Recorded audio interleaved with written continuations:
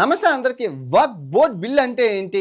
మీరందరూ కాశ్మీర్లో అటాకుల గురించే మాట్లాడుతున్నారు కానీ ఎవ్వరికీ తెలీదు బెంగాల్లో హిందువుల్ని ఓచకోత కోస్తున్నారు, అడ్డంగా నడుపుతున్నారు. వాటి గురించి మాట్లాడాలి. ఇది అందరూ చూడండి. అందరికీ రిక్వెస్ట్ చేస్తాం, ముస్లిం మనోభావాలు దెబ్బతిన్న విధంగా ఉన్నా నన్ను క్షమించండి. ఎందుకంటే ఖురాన్ పేరు చెప్పి, జాగ్రత్తగా వినండి, ఖురాన్ పేరు చెప్పి ఇస్లాంలో ఉన్న లొసుగులను వాడుకొని ఈ ముస్లిం నేతలు భారతదేశాన్ని నాశనం చేయడానికి పూనుకున్నారు. మొత్తం రాజ్యాంగం అంతా ఒప్పుకుంటే వీళ్ళు దేశాన్ని నాశనం చేయడానికి పూనుకున్నారు. ఈ వీడియోని పూర్తిగా చూడండి. ఈ వీడియో చేయడానికి గల కారణం వక్ఫ్ బోర్డు నుంచి నాకు మెయిల్ వచ్చింది. మీరు చూస్తున్నారు, లింకులు, వాట్సాప్ గ్రూపులు, ఫేస్బుక్ గ్రూపులు, యూట్యూబ్ గ్రూపులు అన్నీ పంపించి దీని మీద మీరు వీడియో చేయాలి, పాజిటివ్గా అవేర్నెస్గా అన్నారు. కానీ నేను అవేర్నెస్ అది కాకుండా ఉన్నది ఉన్నట్లు, ఎందుకంటే నేను ప్రపంచంలో చాలా ముస్లిం దేశాలు తిరిగాను. ఎన్నో మంది తాలిబాన్ లాంటి కరుడుగట్టిన తీవ్రవాదులతో కూడా నేను ఇలాంటి వాళ్ళతో నేను మాట్లాడాను.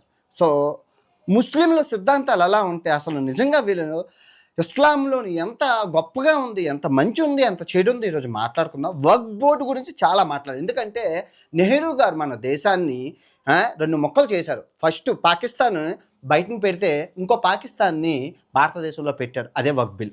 ఇంకో తిరిగి చూసుకోక్కర్లేదు, నో డౌట్ మీకు పూర్తిగా ఉంటుంది. ఫస్ట్ ఒక లైక్ కొట్టండి, పూర్తిగా ఎంజాయ్ చేయండి వీడియోని. మళ్ళీ చెప్తున్నాను, ముస్లిం సోదరులు ఎవరైనా ఈ వీడియో మీ మనోభావాల దెబ్బతినే ఉంటే నన్ను క్షమించండి. ఎందుకంటే జరిగిన వాస్తవాన్ని మీకు తెలియాలి. ఎందుకంటే మీ మతంలోనే ఉన్న అట్టుడిగిపోయిన తెగల్ని కూడా వీళ్ళు నాశనం చేస్తున్నారు, దోచుకుంటున్నారు, అన్యాయం జరుగుతుంది, అక్రమం జరుగుతుంది, ఎన్నో ఉన్నాయి. అవన్నీ మీకు చెప్తాను.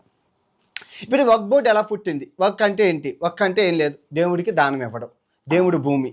వక్ అంటే అల్లాకి సమర్పించడు, ఇస్లామిక్ సమర్పించడు, దేవుడికి ఇచ్చాడు అంతే. ఒకసారి ఇచ్చాక తిరిగి తీసుకోవడం, అమ్మడం ఏం లేవు, అంతే, అయిపోయింది, కథం. అర్థమైపోయింది కదా మీకు ఇప్పుడు? సో ఇది ఎప్పుడు స్థాపించారు?